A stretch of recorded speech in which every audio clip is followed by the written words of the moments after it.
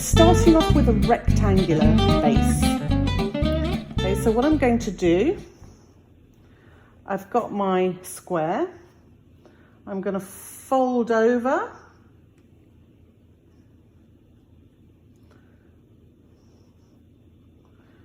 and press my filling down. Then I'm going to push up a little bit with my thumb,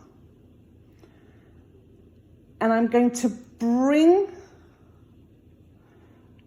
my edges together. And this again, Cappellaccio. Cappellaccio means big floppy hat. It looks like a nun's hat.